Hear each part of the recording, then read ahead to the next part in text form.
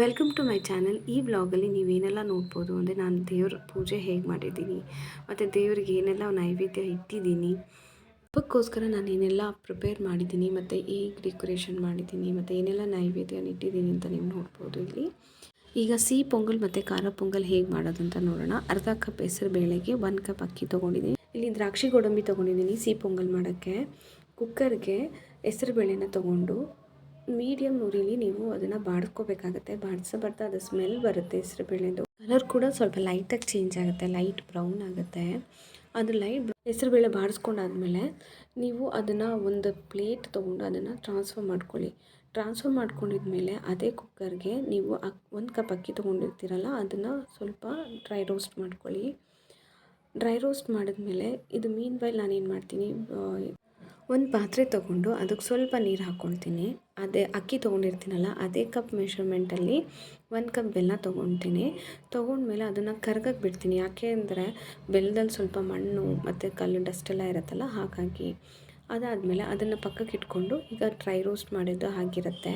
ಅದನ್ನು ಈಗ ಹೆಸರು ಬೇಳೆನ ಮತ್ತು ಅಕ್ಕಿನ ಎರಡನ್ನೂ ಸೇರಿಸಿ 2 ಸತಿ ನೀರು ಹಾಕಿ ತೊಳೆದು ಅದನ್ನು ಮತ್ತೆ ಈಗ ಅದಕ್ಕೆ ನೀವು 1 ಕಪ್ ಅಕ್ಕಿಗೆ 3 ಕಪ್ ನೀರು ಹಾಕ್ಕೋಬೇಕು. ಮತ್ತು ಬೇಳೆ ಅರ್ಧ ಕಪ್ಗೆ ನಾವು 1 ಕಪ್ ನೀರು ಹಾಕ್ಕೋಬೇಕು. ಸೊ ಟೋಟಲಿ 4 ಕಪ್ ನೀರನ್ನ ಹಾಕ್ಕೊಂಡು ಕುಕ್ಕರ್ ಒಂದು 2-3 ಸತಿ ಅದನ್ನು ವಿಷಲ್ ಹೊಡ್ಸ್ಕೋಬೇಕು. ಸೊ ನೋಡಿ ಯಾವ ಥರ ಬೆಂದಿದೆ ಅಂತ ಹೇಳಿ. ಒಂದು ಪಾತ್ರೆ ತೊಗೊಂಡು ನಾನು ಅರ್ಧ ಸಿಹಿ ಪೊಂಗಲ್ ಮಾಡಿದ್ರೆ ಇನ್ನು ಅರ್ಧ ಖಾರ ಪೊಂಗಲ್ ಮಾಡ್ಕೊಳ್ತೀನಿ. ಸೊ ಬೇಯಿಸಿಟ್ಕೊಂಡಿರೋಂತಹ ಒಂದು ಇದನ್ನು ನಾನು ಹಾಫ್ ಡಿವೈಡ್ ಮಾಡಿಕೊಂಡು ಅದಕ್ಕೆ ಕಾಯಿಸಿರೋ ಹಾಲನ್ನ ಹಾಕ್ಕೊಳ್ತೀನಿ. ಈಗ ಕನ್ಸಿಸ್ಟೆನ್ಸಿ ನೋಡಿಕೊಂಡು ನೀವು ನೀರು ಬೇಕು ಅಂದರೆ ನೀರು ಆ್ಯಡ್ ಮಾಡ್ಕೋಬೋದು, ಇದು ಹಾಲು ಬೇಕು ಅಂದರೆ ಹಾಲು ಆ್ಯಡ್ ಮಾಡ್ಕೋಬೋದು.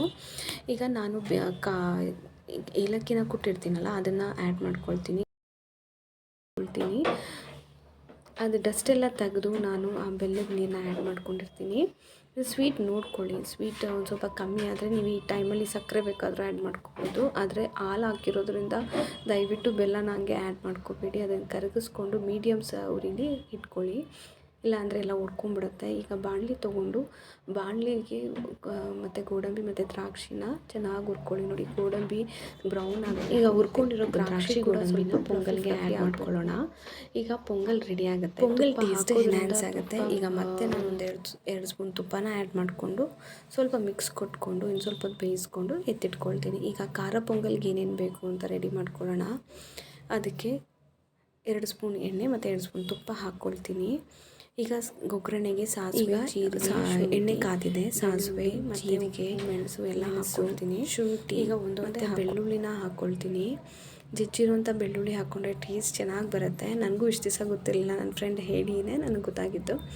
ಸೊ ಅದಕ್ಕೆ ಹಸಿಮೆಣ್ಸಿನ್ಕಾಯಿ ಹಾಕ್ಕೊಳ್ತೀನಿ. ಟೇಸ್ಟ್ ಎನ್ಹ್ಯಾನ್ಸ್ ಆಗುತ್ತೆ ಅನ್ನೋದಕ್ಕೋಸ್ಕರ ಬೆಳ್ಳುಳ್ಳಿ ಹಾಕ್ತೀನಿ. ನೀವು ಟ್ರೈ ಮಾಡಿ, ಚೆನ್ನಾಗಿರುತ್ತೆ. ಮತ್ತು ಕರ್ಬೇವಿನ ಸೊಪ್ಪು ಹಾಕ್ಕೊಂಡಿದ್ದೀನಿ. ಕರ್ಬೇವಿನ ಸೊಪ್ಪು, ಅರಿಶಿನ ಮತ್ತು ಹಿಂಗೆಲ್ಲ ಹಾಕ್ಕೊಂಡು ಬಾಡಿಸ್ಕೊಂಡಾದ್ಮೇಲೆ ಈಗ ನಾನು ಅರ್ಧ ಬೇಯಿಸಿಟ್ಕೊಂಡಿರೋಂತಹ ಅಕ್ಕಿ ಮತ್ತು ಬೇಳೆ ಇರುತ್ತಲ್ಲ ಅದಕ್ಕೆ ನಮಗೆ ರುಚಿಗೆ ಎಷ್ಟು ಬೇಕೋ ಅಷ್ಟು ಉಪ್ಪನ್ನು ಆ್ಯಡ್ ಮಾಡ್ಕೊಳ್ತೀನಿ. ಆ್ಯಡ್ ಮಾಡ್ಕೊಂಡಾದ್ಮೇಲೆ ಅದನ್ನು ಸ್ವಲ್ಪ ಕುದಿಯೋಕ್ಕೆ ಬಿಡಿ. ಉಪ್ಪೆಲ್ಲ ಕರಗಬೇಕು. ಕರಗಾದ್ಮೇಲೆ ನಾವೇನು ಇವಾಗ ಒಗ್ಗರಣೆ ಮಾಡ್ಕೊಂಡಿದ್ವಲ್ಲ ಅದನ್ನು ಇದಕ್ಕೆ ಆ್ಯಡ್ ಮಾಡ್ಕೊಳ್ಳೋಣ. ಮಾಡ್ಕೊಂಡಾದ್ಮೇಲೆ ಇದನ್ನು ಚೆನ್ನಾಗಿ ಮಿಕ್ಸ್ ಮಾಡಬೇಕು. ಮಿಕ್ಸ್ ಮಾಡಿದ್ಮೇಲೆ ಅದಕ್ಕೆ ಎಷ್ಟು ಬೇಕೋ ಅಷ್ಟು ಕೊತ್ತಂಬರಿ ಹಾಕ್ಕೊಳ್ಳಿ. ಈಗ ಖಾರ ಪೊಂಗಲ್ ಮತ್ತು ಸಿಹಿ pongal ready to serve. Thanks for watching. Like, share and subscribe. Thank you.